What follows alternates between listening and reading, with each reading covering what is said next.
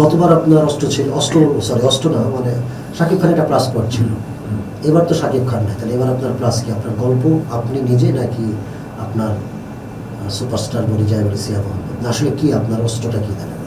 সব কিছু।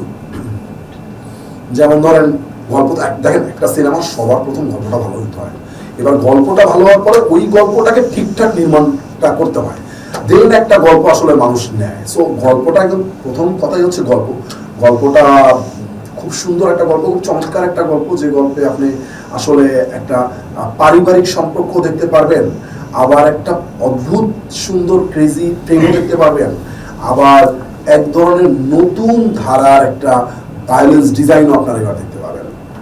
সিয়া মোহাম্মদ তার জায়গা থেকে কতটা আসলে এই চরিত্রের সাথে মিশে গেছে? কারণ ওনাকে আমরা যে ফিজিক বা যে হাইটে দেখি, সেখান থেকে এখানে তো বোঝা যাচ্ছে যে মোস্ট ভায়োলেন্স বা খুব বেশি অ্যাকশন, সে কতটা আসলে নিজেকে কোপাট করছে, মানে নিজেকে কতটা অ্যাকশনের সাথে নিজেকে কতটা মানায় নিছে আপনার চোখে?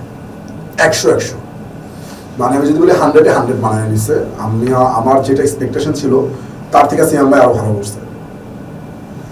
তাই একটু যদি মানে বলতেন, মানে সিয়াম ভাই ডেডিকেশন শুটিং এর সময় আমরা দেখেছি যখন শাকিব খানের সাথে শুটিং করেছেন, আপনি একটা সিন বোঝাচ্ছিলেন শাকিব খানকে, এরকম ক্লিপস আমরা দেখেছি, সেটা ভাইরাল হয়েছে। হ্যাঁ, সেটা ভাইরাল হয়েছে। এরকম মানে সিয়াম ভাইয়ের সাথে এক্সপেরিয়েন্স বা সিয়ামের সাথে ওখানে আছে কিনা, মানে শুটিং এর এক্সপেরিয়েন্স তো আসলে ধরেন আমার স্টাইলে আমার শুটিং হয়, সো আমার স্টাইলে আমারই রাক্ষস আমার স্টাইলই হয়েছে। আর শুটিং এর সিয়ামের সাথে এক্সপিরিয়েন্স, ওর ডেডিকেশন মানে অন্য লেভেলের ছিল। 9টা মাস ধরেন, অনেক সময় ওরে অনেক বেশি আমি বিরক্ত করছি, আবার ও আমার অনেক সময় অনেকভাবে অনেক ফোন দিয়ে জানতে চাওয়া, মানে আমরা 9টা মাস শুটিং এর সাথে এখনো ইনফ্যাক্ট আমরা আমাদের মধ্যে প্রতিনিয়ত কথা হয়।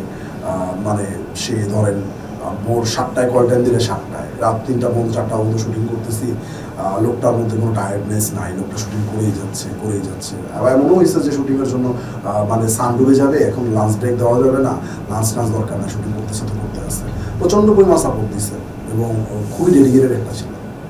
আমরা বিভিন্ন গ্রুপে দেখলাম যে জিতুরের একটা কি যেন মানে সিনেমায় থাকার কথা, আপনার ডিরেক্টর আসলে বলতে পারেন, আপনি হয়তো নাও প্রকাশ করতে পারেন, এটা কি আসলে কোনোভাবে বরবাদের একটা ইউনিভার্স বা বরবাদ 2 এরকম নানান গুঞ্জন শোনা যায়, আসলে এটা কি গুঞ্জন না আসলে সত্য? এটা সত্য না গুঞ্জন, এটা তো আপনারা সিনেমা হলে দেখবেন। এখন আসলে এই ব্যাপারে আমি কোনো কিছু বলতে চাই না, কিছু ব্যাপার থাকে না সারপ্রাইজ, থাকুক না সারপ্রাইজ কিছু ব্যাপার। আর কি সারপ্রাইজড হতে পারি আপনার কোনোভাবে? এখানে কোনো আইটেম সব থাকবে, বা সিয়াম সুস্মিতার কেমিস্ট্রি কেমন? সিয়াম সুস্মিতার কেমিস্ট্রি অদ্ভুত সুন্দর কেমিস্ট্রি হয়েছে অন স্ক্রিন। আমরা আসলে একটা প্রেমিকা অথবা যাই বলি না কেন, গল্পে যেভাবে ওদের কেমিস্ট্রিটা হওয়ার দরকার ছিল, দুইজন তাদের জায়গা থেকে খুব ভালোভাবে ফুটে আসছে।